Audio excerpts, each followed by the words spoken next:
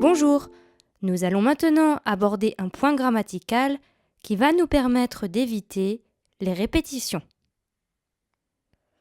Vous vous souvenez de ce que dit la directrice dans le dialogue quand elle parle des parents? Nous leur expliquons le fonctionnement de A à Z. À qui elle explique le fonctionnement de A à Z? Oui, aux parents. Vous vous souvenez de ce que dit l'assistante maternelle quand elle parle des activités de l'enfant qu'elle garde? Je lui lis des histoires. À qui elle lit des histoires? Oui, à l'enfant. Ces deux phrases ont la même signification. Nous expliquons le fonctionnement de A à Z aux parents. Nous leur expliquons le fonctionnement de A à Z. Que remarquez-vous? Oui, dans la deuxième phrase, aux parents n'est pas répété. C'est le mot leur qui substitue aux parents.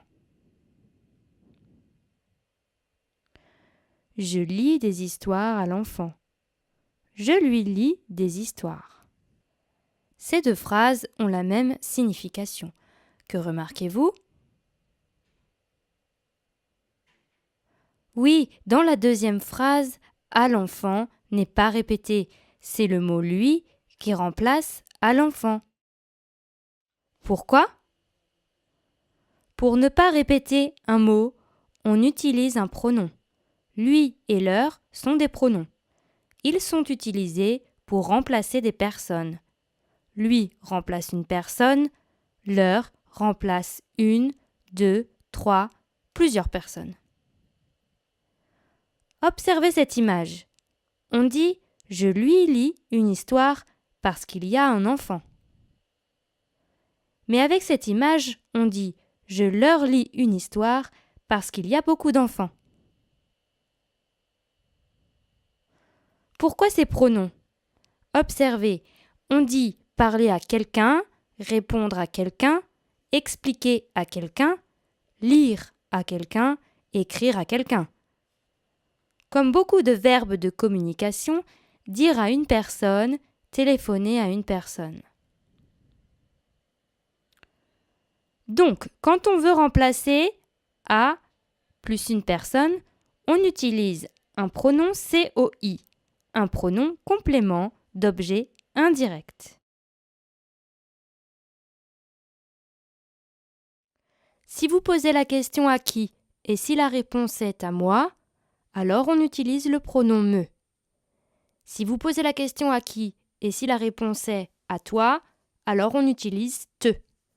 Si vous posez la question à qui et si la réponse est à lui ou à elle, alors on utilise lui. Si vous posez la question à qui et si la réponse est à nous, alors on utilise nous. Si vous posez la question à qui et si la réponse est à vous, alors on utilise vous. Si vous posez la question à qui et si la réponse est à eux ou à elles, alors on utilise leur. Exemple, je leur parle de la journée de crèche. Je parle à qui? Aux parents. Je leur parle. Les parents me répondent. Les parents répondent à qui? À moi.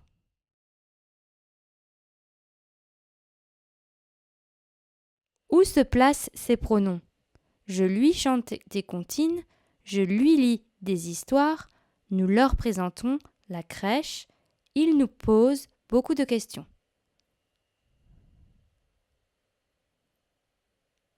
Oui, les pronoms sont placés avant le verbe.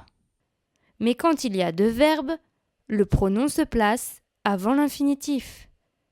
Par exemple, l'assistante maternelle va lui chanter des chansons. Nous voulons leur lire des histoires.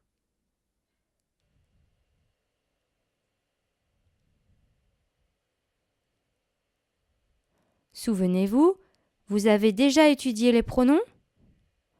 Mais si, rappelez-vous, pour remplacer une personne ou un objet, on utilise un pronom COD. Me, te, le, la, l'apostrophe, nous, vous, les. Exemple, les parents l'adorent. Les parents adorent la directrice.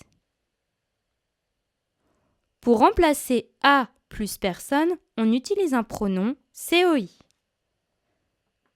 Me, te, lui, nous, vous, leur. Exemple, les parents lui écrivent. Les parents écrivent à la directrice. Vous pouvez maintenant vous entraîner dans les exercices. Bonne continuation et bon courage.